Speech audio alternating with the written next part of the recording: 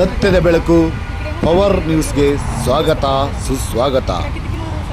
ಆಂಧ್ರದ ಸಂಧ್ಯಾ ಎಂಬ ಬಡ ಹೆಣ್ಣು ಮಗಳಿಗೆ ಪ್ರೀತಿಸಿ ಮೋಸ ಮಾಡಿ ಗರ್ಭಿಣಿ ಮಾಡಿ ನಾನು ಮದುವೆ ಆಗುವುದಿಲ್ಲವೆಂದು ಹೇಳಿದ ಚಿಂತಾಮಣಿಯ ಯಶವಂತ್. ಸಂಧ್ಯಾ ಎಂಬ ಬಡ ಹೆಣ್ಣು ಮಗಳಿಗೆ ನ್ಯಾಯ ಕೊಡಿಸಲು ಮುಂದಾದ ಕನ್ನಡ ಸಂಘಟನೆಗಳ ಕಾರ್ಮಿಕ ಒಕ್ಕೂಟ ರಾಜ್ಯಾಧ್ಯಕ್ಷರಾದ ಮಂಜುನಾಥರವರು ಹಾಗೂ ಆ ಸಂಘಟನೆಗಳ ಪದಾಧಿಕಾರಿಗಳೆಲ್ಲ ಸೇರಿ ಆ ಹೆಣ್ಣು ಮಗುವಿಗೆ ನ್ಯಾಯ ಕೊಡಿಸಲು ಮುಂದಾಗಿದ್ದಾರೆ.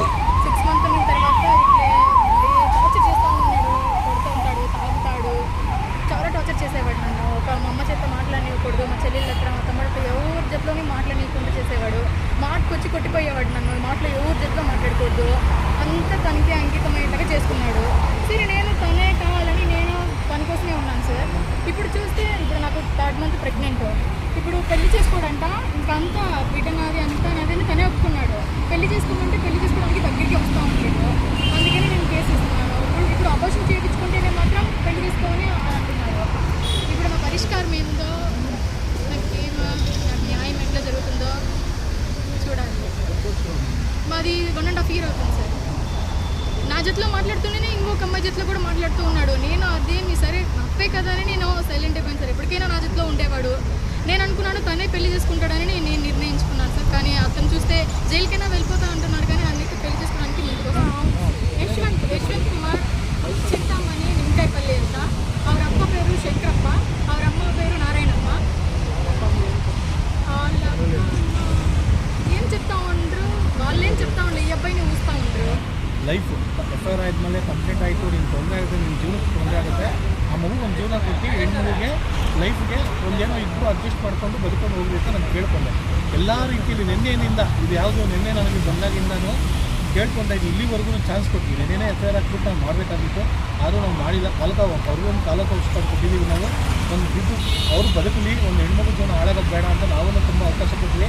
ನೀವು ನಿನ್ನೆ ನಾನು ಹೇಳಿದ್ನಲ್ಲ ಸರ್, ನಾವು ಹೇಳಿದ್ಮೇಲೆ ಮುಗಿದೋಯ್ತು, ನಾವು ನಮ್ಮ ಬೇಕಾದ್ರೆ ಜೈಲಾಗ ಸಾಯಿಸ್ಬಿಟ್ಟು ನಾವು ಮದುವೆ ಮಾಡ್ಕೊಳ್ಳಲ್ಲ. ನಾನು ಮದುವೆ ಮಾಡ್ಕೊಳ್ಳಲ್ಲ ಅಂತ ಹೇಳಿದ್ಮೇಲೆ ಅವ್ರ ಹತ್ರ ಇದ್ದು ಸಂಸಾರ ಮಾಡಿದ್ರು.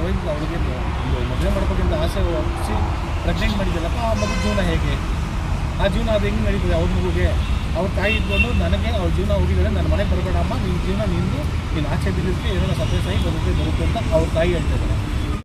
యశ్వంత్ అనే అబ్బాయి ఇట్లా నాకు మోసం చేస్తున్నాడు. న్యాయం నాకు చింతామణి సార్, నిమ్మకాయపల్లి అంట. ఇప్పుడు నాకు న్యాయం జరుగుతూ ఉండలేదు. నాకు నా బిడ్డకి న్యాయం ఎక్కడి నుంచి వస్తుంది? నేను బతికిదానికి వెళ్ళలేదు. ఇంకా ఏం చేస్తానంటే వేసుకోపో, నాకేమి 2 days కదా, 2 seconds నేను బయటకు వస్తాను అని నాకే రిటర్న్ బెదిరిస్తూ ఉన్నాడు అబ్బాయి. ఏం పీకునేది లేదు అంటున్నాడు. నేను ఎంతమంది దగ్గరికి వెళ్ళి ఏం చేసినా కానీ నువ్వు నీ చేతిలో నీకేమవుతుందో చేసుకోపో, నా చేతిలో నీకేమవుతుందో అది చేసుకుంటాను మాట్లాడుతున్నాడు. అవును సార్, సంధ్య అనే అమ్మాయిని నా కూతురు యశ్వంత్ అబ్బాయిని లవ్ చేసి ఆ అబ్బాయి ఇప్పుడు పెళ్లి చేసుకున్నాడు. నేను చేసుకున్నాను. నేను చేయకపోయినా నాకు సంబంధం లేదు. నా కడుపులో పెళ్లి అబ్బాయి మరి సమస్త పండుగಗಳಿಗೆ ಇವತ್ತು ಹೆಣ್ಣುಮಕ್ಕಳ ವಿಚಾರದಲ್ಲಿ ಕನ್ನಡ ಸಂಘಟನೆ ಕಾರ್ಮಿಕ ಒಕ್ಕೂಟ ಕನ್ನಡ ಸಂಸ್ಥಾಪಕರಾದ ಹಾಗೂ ಕನ್ನಡ ಪರಿಷತ್ತು ಸುರಕ್ಷಾ ಪರಿಷತ್ತು ರಾಜ್ಯಾಧ್ಯಕ್ಷರಾದ ಚೈತ್ರ ನಟರಾಜ್ರವರ ನೇತೃತ್ವದಲ್ಲಿ ಕಂಪ್ಲೇಂಟ್ ಮಾಡಿದ್ರು. ಈ ಒಂದು ಹೆಣ್ಮಕ್ಳು ಚಿಂತಾಮಣಿ ಅಂತ ಈ ಒಂದು ಹೆಣ್ಮಕ್ಳು ನಿನ್ನೆ ಬಂದು ಕಂಪ್ಲೇಂಟ್ ಮಾಡಿದ್ರು. ನಾವು ಅದ್ರ ವಿಚಾರವಾಗಿ ನಮ್ಮ ಮಹಿಳಾ ಸಂಘ ಕನ್ನಡ ಸಂಘಟನೆ ಕಾರ್ಮಿಕ ಒಕ್ಕೂಟದಲ್ಲಿ ಕಂಪ್ಲೇಂಟ್ ಮಾಡಿದ್ದಾರೆ. ನಾವು ಅದ್ರ ವಿಚಾರವಾಗಿ ಇಲ್ಲಿ ಬಂದು ಕಂಪ್ಲೇಂಟ್ ತಗೊಂಡು ನಾವು ಕಂಪ್ಲೇಂಟ್ ಮಾಡಿದ ಮುಖಾಂತರ ಅವ್ರಿಗೇನು ಒಂದು ಸ್ಟೇಷನ್ ಮುಖಾಂತರ ನಾವು ಒಂದು ಕೇಳೋಕೆ ಒಂದು ನ್ಯಾಯವನ್ನು ಕೇಳೋಕೆ ಹೋದರೆ ಆ ಹುಡುಗನ ಕರೆಸಿ ಇಲ್ಲಿ ಮಾತಾಡಿದ್ದಕ್ಕೆ ಆ ವಿಚಾರ ಏನು ಸ್ಪಂದಿಸ್ತಾ ಇಲ್ಲ. ನೀವು FIR ಆದರೂ ಮಾಡ್ಕೊಳ್ಳಿ, ಏನಾದರೂ ಮಾಡ್ಕೊಳ್ಳಿ, ಒಂದು ಮೀಡಿಯಾ ಕೊಡ್ತೀರಿ, ಏನಾದರೂ ಮಾಡ್ಕೊಳ್ಳಿ, ನನಗೆ ತೊಂದರೆ ಇಲ್ಲ. ನೀವು ಎಂಥ ಕಠೋರವಾಗಿ ಏನು ಶಿಕ್ಷೆ ಕೊಟ್ಟು ನಾನು ಅನುಭವಿಸೋಕ್ಕೆ ರೆಡಿ ಇದ್ದೀನಿ. ಈ ಹೆಣ್ಮಕ್ಳು ನಾನು ಮೋಸ ಅಂತೂ ಮಾಡಿದ್ದೀನಿ, ಏನಾದರೂ ತಿಳ್ಕೊಳ್ಳಿ. ನಾನಂತೂ ಈ ವಿಚಾರವಾಗಿ ನಾನು ಸ್ಪಂದಿಸಲ್ಲ. ಮದುವೆ ನಮಗಿಲ್ಲ ಮೊದಲನೇದಾಗಿ ಒಂದು ಬೇಬಿ ಇದೇ ರೀತಿ ಎಷ್ಟು ಜನ ಹುಡುಗರು ಗೊತ್ತಿಲ್ಲ. ಒಂದು ಹುಡುಗಿಗೆ ಈಗ ಆ ಹುಡುಗಿ ಒಂದು 10 ತಿಂಗಳಿಂದ ಒಂದು ಜೊತೆ ಜೀವನ ಮಾಡಿದ್ದಾಳೆ. ಮದುವೆ ಆಗ್ತಿರ್ತಾರೆ, ಹುಡುಗಿ ಜೊತೆ ಎಲ್ಲ ಹಚ್ಕೊಂಡಿದ್ದಾರೆ.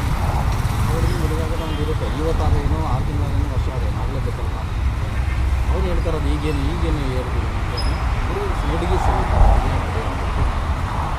ಜೈಲಿಗೆ ಹೋದ್ರೂ ಪರವಾಗಿಲ್ಲ. ದಾವಣಗೆರೆ ಸ್ಟೇಷನ್ ಅಂತ ಕಾರಣ ಏನಂದರೆ ಒಂದು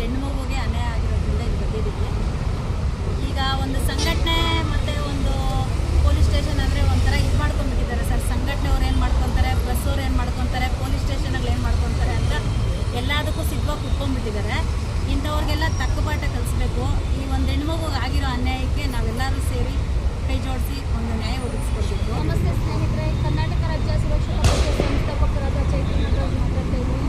ಹಾಗೆ ಕನ್ನಡ ಸಂಘಟನೆಗಳ ಕಾರ್ಮಿಕರ ಒಕ್ಕೂಟ ಕಾರ್ಯಾಧ್ಯಕ್ಷರಾಗಿ ಕೆಲಸ ಮಾಡ್ತಾ ಇದ್ದೀವಿ. ಏನಪ್ಪ ವಿಷಯ ಅಂದರೆ, ಈ ಹೆಣ್ಣು ಮಗು ಆಗಿರೋ ನ್ಯಾಯ ನಮ್ಮ ಸಂಸ್ಥೆಯವರೆಲ್ಲ ಮಾತಾಡಿದ್ದಾರೆ. ಆಮೇಲೆ ಅವನಿಗೆ ತುಂಬ ದುರಹಂಕಾರದಿಂದ ಮೆರಿತಾ ಇದ್ದಾನೆ. ಯಾರು ಏನು ಮಾಡೋಕ್ಕಾಗಲ್ಲ, ಯಾರು ಏನು ಕಿಸ್ಕೊಳ್ಳೋಕ್ಕೆ ಆಗಲ್ಲ ಅನ್ನೋ ಒಂದು ಮಟ್ಟಕ್ಕೆ ಮಾತಾಡ್ತಾ ಇದ್ದಾನೆ. ಮತ್ತು ಲಂಚ ಬೇರೆ, ಅವಳಿಗೆ ಅದು ಲಂಚ ಬೇರೆ ತಗೊಂಡು ತಿಂದಿರೋದೊಂದು, ಅವಳು ಜೀವನ ಹಾಳು ಮಾಡಿದ್ದು ಅಂತೀರ. ಅವಳ ಹತ್ರನೇ ದುಡ್ಡು ತಗೊಂಡು ಅವಳ ಹತ್ರನೇ